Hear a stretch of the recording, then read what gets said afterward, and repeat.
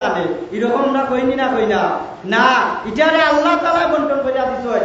আল্লাহ বলেন ভাইয়ে পাইবো বাপের সম্পত্তি 2 ভাগ, বইনে পাইবো 1 ভাগ। যদি কেউ বইনের সম্পত্তি দেয় না, এই বইনের সম্পত্তি আত্মসাৎ করে খায়, কাল কিয়ামতের ময়দানে ওই সম্পত্তির কারণে আল্লাহর কাঠগড়াদারে বাইয়ে জবাব দেওয়া লাগবো। বইনাইনদের সম্পদ এখানে মাঝে খাইল। এখন দেখা যাক যে মহিলাটা আল্লাহ রাব্বুল আলামিনে পুরুষরে 2টা ভাগের সম্পদ দিলা আর মহিলার 1টা ভাগ দিলা, এটার কারণ হইল গিয়া মা বাপের যে সম্পত্তি থাকে, বাবার যে সম্পত্তি থাকে, বায়ানতে 2 ভাগ পাইতো কারণে এই বায়ানতে বাবা মারা যাওয়ার বাদে বইনের দায়িত্ব ভাইয়ের উপরে পড়ে যায় আর বাইয়ে তার 1 ভাগ পাইল। 2 ভাগ পাওয়ার কারণ হইল গিয়া বইন বাপদের সময় মারা যায়, ফ্যামিলির দায়িত্ব কে পায়? বই আনতে পায় না ভাই আনতে পায়?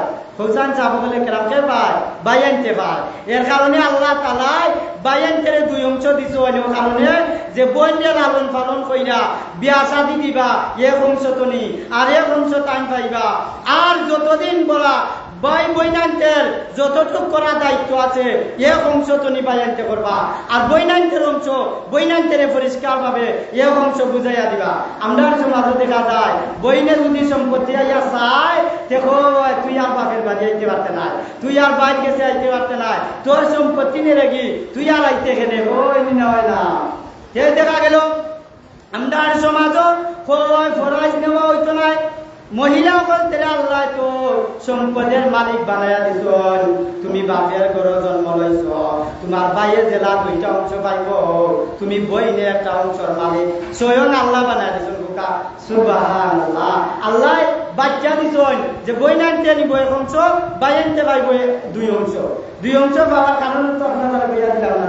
এখন দেখা যায় আমরা সম্পদ মহিলা বলতে পাইছি, আমরা মহিলা বল সম্পদের মালিক।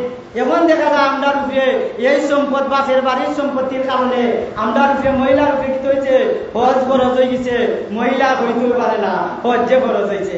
এমনকি সম্পদ কিরকম সম্পদ এই সম্পদটাও মহিলা জানে না।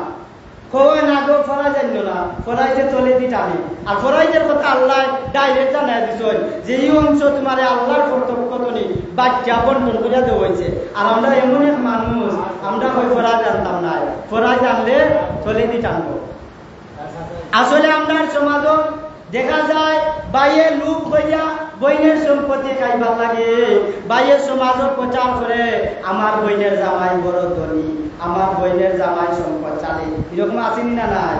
আমার বইনের কোনটার অভাব নাই, অর্থাৎ এর মানে বইনে হইতো না আমার এখানে আছে ওখানটা দেলাও ইখান হইতো না করি আমার বইনের জামাই সবটা আছে। আর বইন লজ্জিত হইয়া ই কথা শুনিয়া বইনে কয় আয় রে আয় আমার বাইরে বাইরে আমার আর জায়গা লাগতো না, আমি ফরাইজ দিতাম না, ভাই বাপের বাড়ি আইতাম হইব না। তোমার এই ফরাইজের কারণে, তোমার উপরে মাল থাকার কারণে, তোমার বাপের বাড়ির মাল থাকার কারণে তোমার উপরে হজ ফরজ হয়েছে, তোমার উপরে জাকাত ফরজ হয়েছে। এখন তুমি যেন জাকাত আদায় করা না, হজ ফরজ আদায় করা না, এর কারণে তুমি মহিলা আল্লাহর কাঠগড়াদারে ক্লিয়ার ভাবে জবাবদেহি করা লাগবে। তোমার সম্পদ থাকা অবস্থায় জাকাত কেনে দিলায় না, হজ কেনে করলায় না, দান সজ্ঞা কেনে করলায় না। আল্লাহ বলবে আমি তো তোমার সম্পদ বঞ্চিত করছি না, তোমার বাইর লগে তোমার সম্পদ বন্টন করে দিছি, তুমি তোমার সম্পদ কেনে আনলায় না। এখন দেখা যায় আমরা সমাজ বাইয়ে প্রচার করে আমার বইনের সম্পদ লাগতো না, আর যদিও বইনে গিয়া কইতে তোর কিতা বাপের বাড়ি আওয়া লাগতো না, কইলি না কই না তুই কিতা সম্পদ কইয়াও যাইতে কিনা তা আর আইতে নাই জোর জবস্তি কইয়া ফেস খেলাইয়া আমরা সমাজও দেখা যায় বাইও বলতে কিতা করে বিভিন্ন ক্যাপাসিটি গেলাইয়া বইনের জায়গারে আত্মসাৎ করিয়া খাই না খানা চিল্লায় বোকা খাইলি না খানা। এর কারণে বাইরে যেমন ভাবে জবাবদিহি করা লাগবো বইনেও জবাবদিহি করা লাগবো। আল্লাহ রাব্বুল আলামিন কুরআনুল কারীমে এই ব্যাপারে ক্লিয়ার ভাবে দামক দিয়া বাইয়াইতে গার্জিয়ান করতে সুন্দর করে জানা যারা আল্লাহ রাব্বুল আলামিনে ফরমান এক আয়াতের মধ্যে ওয়ামাই ইয়াসিল্লাহ ওয়া রাসূলাহু ওয়া তায়াদ্দা ওয়া ইয়াতাআদ্দা হুদুদাহু ইউদখিলু নারান খালিদান ফিহা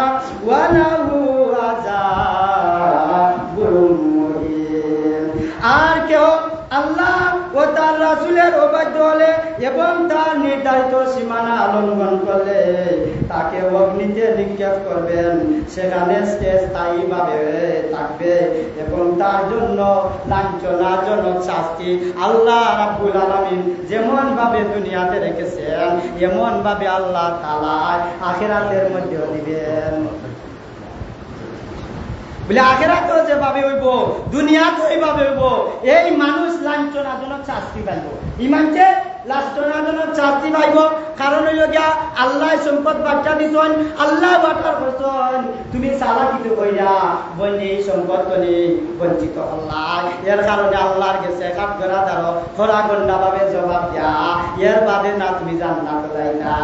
জান্নাত তো কেউ বাপের কালে সম্পত্তি না, জান্নাত তো কেউ মামুর বাড়ি না, ঠিক কিনা চাবো গেলে কেরাম। এখন আইলো আমরা ক্লিয়ার ভাবে আমরা সমাজে যেটা চলে, আমরা কুটুম বাড়ি গেলে আচ্ছা কুটুমে কইনি বলে বাদ দিলাম খাইতাম, কইনি কুটুমে কয় না বলে আমার বাদ দিলাম আমি খাই দিতাম। আমরা এমনও কুটুম বাড়ি আছে গেলে মেহমান বাড়ি তারা কই কিতা খাই দিতাই নি, না না ওনে খাইতাম না, অথচ বুকে ই মানুষ বুকে খালি খাবে কয় কিতা লইতাম নিবা, না না ওনে লইও না একটু বাদে লইবা।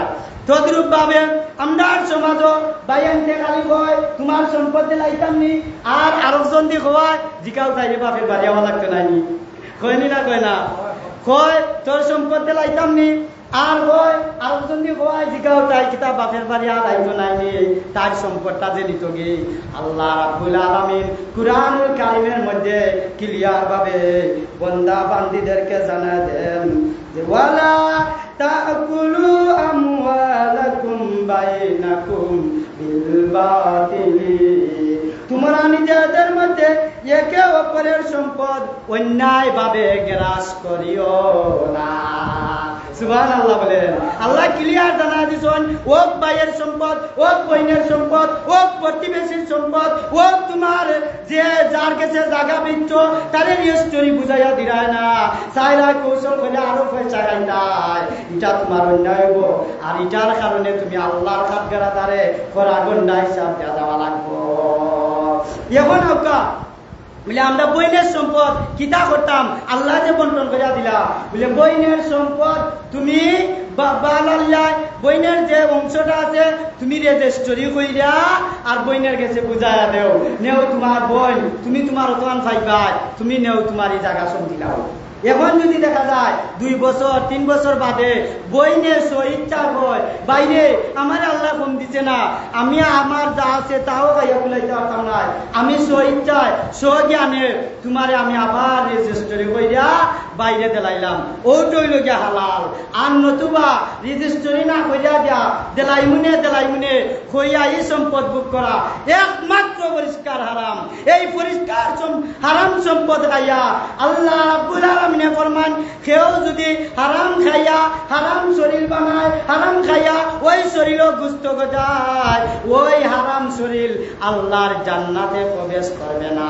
হারাম যে খায় তার জন্য আল্লাহ রাব্বুল আলামিন ওই হারাম গুস্তর কারণে আল্লাহ রাব্বুল আলামিন ওই বান্দা বান্দির জন্য জাহান্নাম ওয়াজিব করে দিলা। এই ব্যাপারে কুরআনুল কারীমের মধ্যে আল্লাহ রাব্বুল আলামিন কঠোর ভাবে বলেন ওয়ালা লা ইয়াদখুলুল জান্নাতা লাহুম নাবাতা মিনাস সুহতি কানাতিন নার আউলা বিহি, যে গুস্ত হারাম সম্পদ থেকে গঠিত হয়েছে সে গুস্তের দেহ জান্নাতে প্রবেশ করবে না, দুজখের আগুন তার জন্য উপযুক্ত স্থান।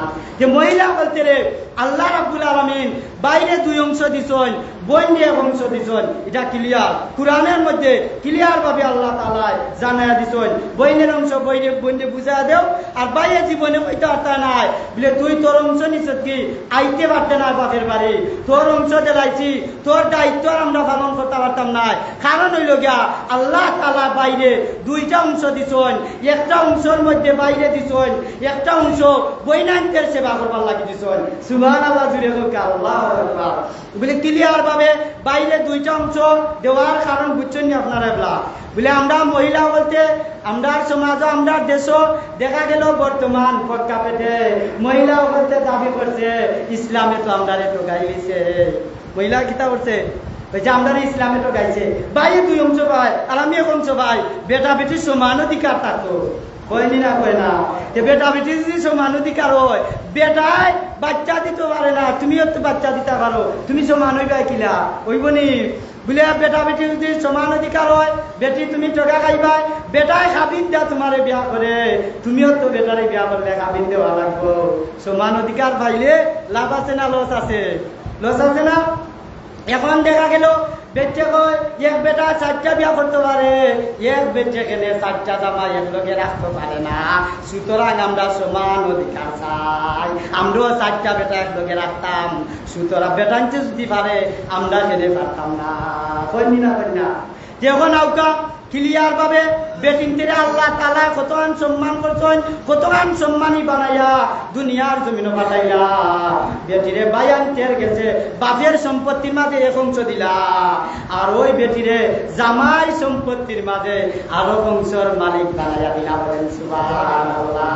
আমরা সমাজে দেখা যায় 10 লক্ষ টাকা খাবিন দেন মুয়ার সাব্যস্ত কইরা বিয়া দিয়া, দেখা যায় খাবিনেরও খবর নাই, জামাইরও খবর নাই, বউয়েরও খবর নাই, ই ফ্যামিলির মাঝে শান্তির কোনো অংশ নাই, আসেনি না নাই? আমরা সমাজে কইছে ক্লিয়ার ভাবে হাদিস, ক্লিয়ার ভাবে মাসালা হইল গিয়া, তুমি যে খাবিনটা দিবাই, যে দেন মোহর দিবাই, তোমার সামর্থ্য অনুযায়ী দিবাই, এটা হইল বেটিনদের প্রাপ্য, এটা তুমি বাকি রাখতে পারতাই নাই, এটা তুমি যতটুক পারো বেটিনদের প্রাপ্য বেটিনদের ক্লিয়ার ভাবে দিয়া দিবাই।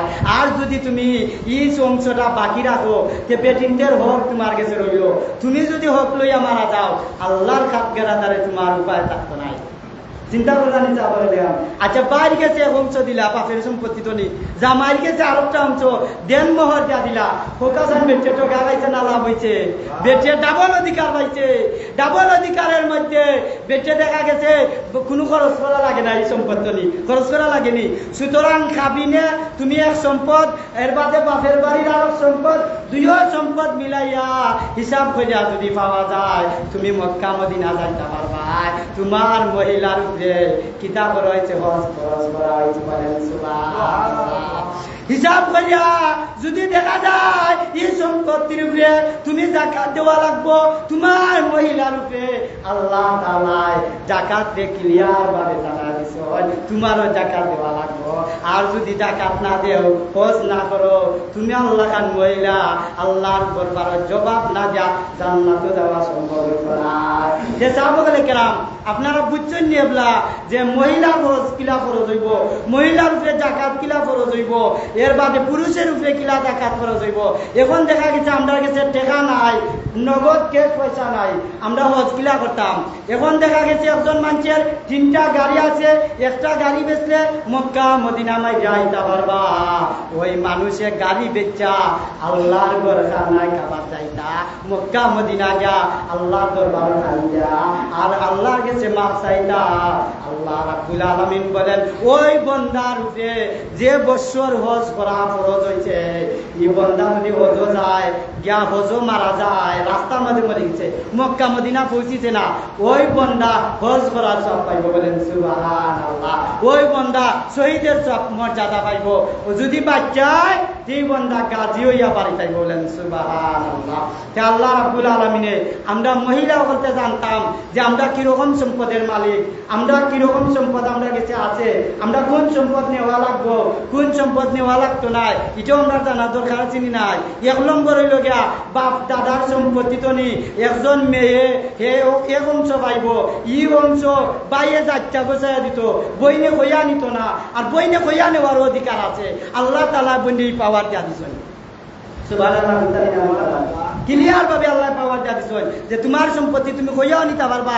আর এমন ভাই তোমার হওয়া লাগতো কেনে, আরেকজনে তোমার কাছে টাকা পাইব, আমানত পাইব, তুমি 4টা গোছাইতা, কারণ হইল গিয়া এই সম্পদে তো তোমার জবাবদিহি করা লাগবে। ঠিক কিনা সাহাবায়ে কেরাম? বলে আমার কাছে একটা বুঝা, ঋণ থাকলে বুঝা থাকে না নি, ঋণ তোমার এটা বুঝা, তুমি বইনের সম্পদ তাড়াতাড়ি গোছাইতা। জামাইয়ে বউ খাবিন থাকদাই দিত, বলে তুই আমার কাঠগড়াদা রাখতাইস না, আল্লাহর কাঠগড়াদা রাখতাইস না। আমি কদিন আগে এক জায়গার মাঝে জানাজার মাঝে গেলাম, তো মৌতাবাড়ি কিছু মানুষ ঘর ইয়ার লাগো দেন মোহর পাপ লইলা না, এখন কইবা চাই মৌতা বেটা দেন মোর মাফ কিলা দিত মানে মৌতা তো দুইটা দিকে হোক মাফ দিলাও বেটার মাফ দিব ই বেটার কোনো রাস্তা আছে বেটা নিজেও মাফ পার ক্ষমতা নাই তুমি খাবিন দিয়ে তোমার মাফ কিলা লইতাই এখন দুনিয়ার থাকতে কম দেওয়ার বেশি দেও আর কম খেলে দিতাই আল্লাহ বেটিনতে পুরা অধিকার দিয়া দিছন বেটিনতে আল্লাহ সম্মানই করছন তুমি আর আমি কেন অসম্মানে করতাম ঠিক কিনা আমরা বেটিনতে বুঝি না 10 লাখ ছাড়া খাবিন ছাড়া বিয়া বই না আর 10 লাখ লইয়া ডেইলি বেটার খালি চারিয়া দেবস্থা গেল কয়নি না কয় না ই সংসারের মধ্যে 10 লাখ 15 লাখের খাবিনের গরো অশান্তি আর অশান্তি বিরাজমান করে আমরা মা চাচি 30,000 টাকা খাবিনে বিয়া বইছেন একটা দিন কইছেন না খালি চারিয়াতে এরকম আসেনি না নাই আগের জমানাত